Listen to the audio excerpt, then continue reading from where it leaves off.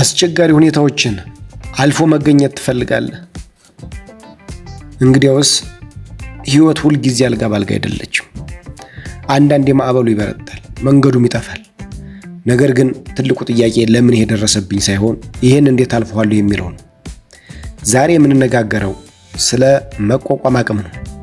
ይህ ማለት ዝም ብሎ መታገስ ብቻ ሳይሆን ከውድቀት በኋላ በላቀ ጥንካሬ ተመልሶ የመነሳት ጥበብ ማለት ነው። የመቋቋም አቅም ተፈጥሯዊ ስጦታ ብቻ ሳይሆን እንደ ጡንቻ የሚገነባ ክህሎት መሆኑን ማወቅ መቻል አለብን። ብዙ ሰዎች ጥንካሬን እንደ ብረት ያስቡታል። ነገር ግን ብረት ይለቃል ወይም ይሰበራል። እውነተኛ ጥንካሬ ግን ቀርከሃ መሆን ማለት ነው። ቀርከሃ በከባድ ነፋስ ይታጠፋል፣ ነገር ግን አይሰበርም። ንፋሱ ሲያልፍ ግን ወደ ቀድሞ ቁመቱ ይመለሳል ማለት ነው። አስቸጋሪ ሁኔታዎች ሲገጥሙን አእምሯችን ወደ መከላከል ወይም ሰርቫይቫል ሞድ ይገባል። ከዚህ አልፈን ወደ ማደግ እንድንሸጋገር ይረዳናል ማለት ነው። የመቋቋም አቅም ያላቸው ሰዎች አራት ዋና ዋና ምሰሶዎች አሏቸው። አንደኛው የአመለካከት ለውጥ አላቸው። ችግርን እንደ ግድግዳ ሳይሆን እንደ መወጣጫ ማየት ይችላሉ። ይህ ነገር ሊያጠፋኝ ሳይሆን ሊያስተምረኝ መጥቷል ብለው ያምናሉ። ሁለተኛው ስሜታቸውን ይቆጣጠራሉ። መከፋት፣ ማልቀስ ወይም መፍራት ድክመት አይደለም። ዋናው ቁም ነገር ስሜታችንን አውቀን በእርሱ ሳንታወር እንዴት ውሳኔ እንደምንሰጥ ማወቅ ነው ብለው ያምናሉ። ሶስተኛው የማህበራዊ ድጋፍ አላቸው። ማንም ሰው ብቻውን ደሴት አይደለም።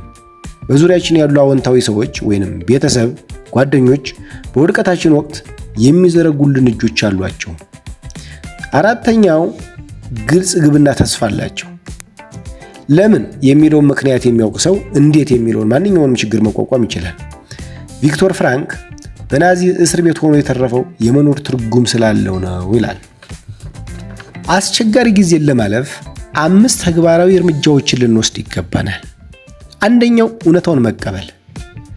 እውነታውን መቀበል ማለት የሆነውን ነገር ባለመቀበል የምናጠፋው ጉልበት ለውጥ ለማምጣት ከምንጠቀምበት ሲበልጥ ማለት ነው። ሁለተኛ ትናንሽ ድሎችን ማክበር። ትልቁን ተራራ ዛሬውኑ አትናደው። ዛሬ ማድረግ የምትችለውን አንዲት ትንሽ እርምጃ ብቻ ውሰድ። ሶስተኛው ራስን መንከባከብ። በጭንቀት ውስጥ ሆነህ እንቅልፍ፣ ምግብና አካላዊ እንቅስቃሴ ካቆምክ አእምሮህ የመቋቋም አቅሙ ዝሏል ማለት ነው። አራተኛው መቆጣጠር የምትችለውን ለይ። የአየር ሁኔታውን ወይንም የሌሎችን ንግግር መቆጣጠር አትችልም። የምትቆጣጠረው ያንተን ምላሽ ብቻ ነው። አምስተኛውና የመጨረሻው ታሪክህን ቀይር። እኔ ተጎጂ ነኝ ከሚል ተረካ ይልቅ እኔ ተማሪ ነኝ ወደሚል ታሪክ መሸጋገር መቻል ማለት ነው። ወዳጄ ሆይ አሁን ያለህበት ሁኔታ መጨረሻ አይደለም። ጨለማው መጥቆ ካልታየ ከዋክብት አይደምቁም። አንተ ውስጥ ያለው ጥንካሬ ከሚገጥም ፈተና ይበልጣል። ዛሬ ወደክበት ጉድጓድ ነገ የምትቆምበት መሰረት ሊሆን ይችላል። ዋናው ቁም ነገር መውደቅ ሳይሆን በወደክበት አለመቅረት መሆኑን ማወቅ አለብህ። ይህ ቪዲዮ ጠቃሚ ሆኖ ካገኛችሁት ለጓደኞቻችሁ አጋሩት።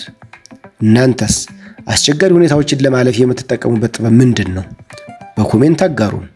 በሚቀጥለው ቪዲዮ እስከምንገናኝ ጥንካሬ ከእናንተ ጋር ይሁን።